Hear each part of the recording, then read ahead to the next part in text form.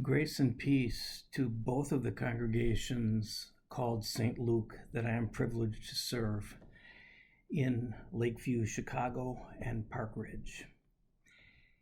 In these most holy days, I want to share with you a beautiful Easter allegory written by Walter Wagner.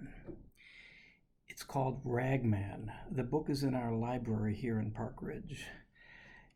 Ragman is a story about the promise of Easter and the power of Good Friday that I shared with the congregations I served for the first 20 years of my ministry. I share it with all of you now as we enter this most holy of weeks, knowing that this journey we are making during this holy week is a journey from death to life. And it's a journey that we are all making toward our home, our eternal home in the love of Christ. So here's the story, Ragman by Walter Wagner. I saw a strange sight. I stumbled upon a story most strange, like nothing in my life. My street sense, my sly tongue had ever prepared me for. Hush, child, hush now. I will tell you the story. Even before the dawn one Friday morning, I noticed a young man, handsome and strong, walking the alleys of our city. He was pulling an old cart filled with clothes, both bright and new, and he was calling in a clear tenor voice, "Rags! New rags for old. I take your tired rags. Rags!" Now this is a wonder, I thought to myself. For the man stood 6'4", and his arms were like tree limbs, hard and muscular, and his eyes flashed intelligence. Could he find no better job than this, to be a ragman in the inner city? I followed him. My curiosity drove me, and I wasn't disappointed. Soon the ragman saw a woman sitting on her back porch. She was sobbing into a handkerchief, sighing and shedding 1,000 tears. Her knees and elbows made a sad X. Her shoulders shook. Her heart was breaking. The ragman stopped his cart. Quietly he walked to the woman, stepping round tin cans, dead toys, and Pampers. "Give me your rag," he said gently, "and I'll give you another." He slipped the handkerchief from her eyes. She looked up, and he laid across her palm a linen cloth so clean and new and beautiful. It shined. She blinked from the gift to the giver. Then as he began to pull his cart again, the ragman did a strange thing.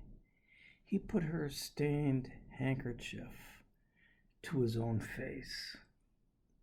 And then he began to weep, to sob as grievously as she had done, his shoulders shaking, yet she was left without a tear. This is a wonder, I breathed to myself, and I followed the sobbing ragman like a child who cannot turn away from the mystery. Rags, rags, new rags for old.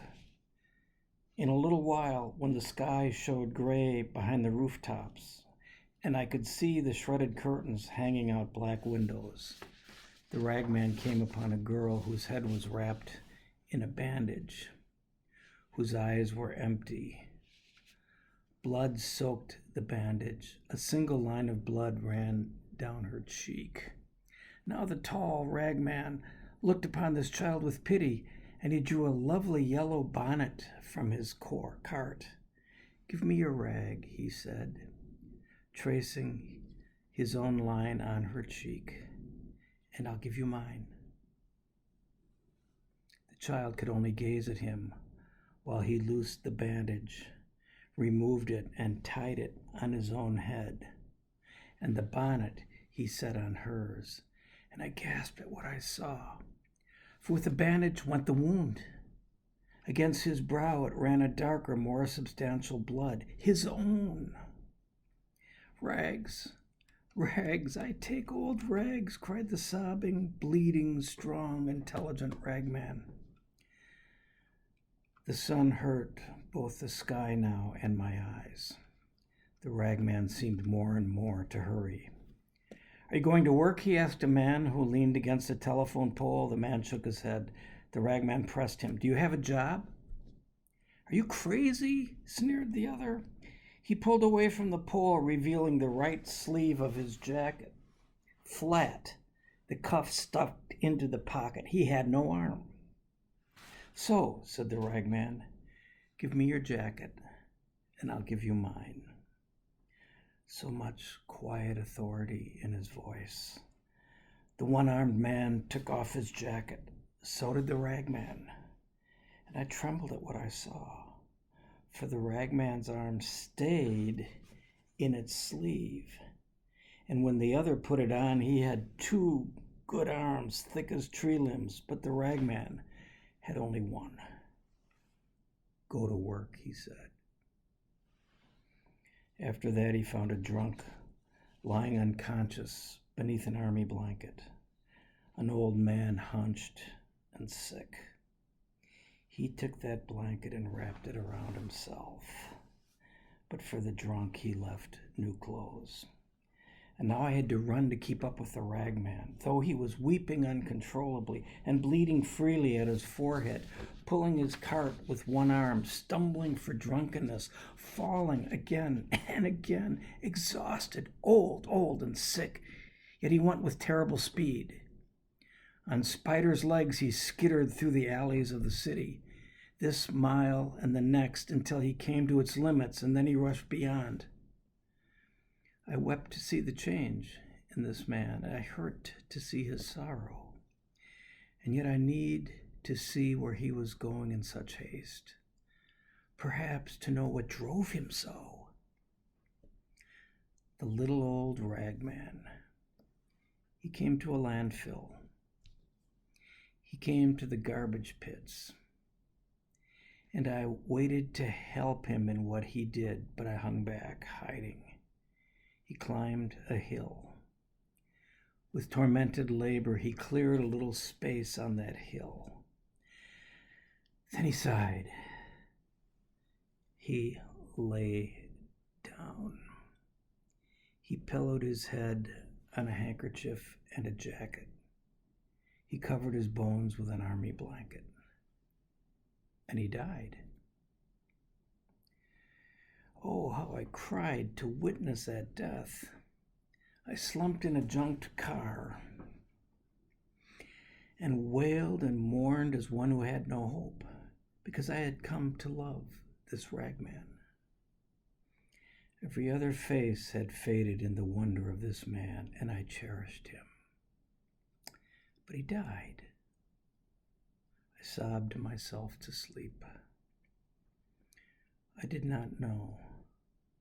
How could I know that I slept through Friday night and Saturday and its night too? But then on Sunday morning I was awakened by a violence. Light, pure, hard, demanding light, slammed against my sour face, and I blinked, and I looked, and I saw the first wonder of all. There was the ragman, folding the blanket most carefully, a scar on his forehead, but alive, and beside that, healthy. There was no sign of sorrow or age, and all the rags that he had gathered shined for cleanliness. Well, then I lowered my head, and trembling for all that I had seen, I myself walked up to the ragman. I told him my name with shame, for I was a sorry figure next to him. Then I took off all my clothes in that place, and I said to him with dear yearning in my voice, "Dress me."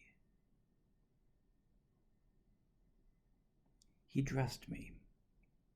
My Lord, he put new rags on me, and I am a wonder beside him. The ragman, the Christ.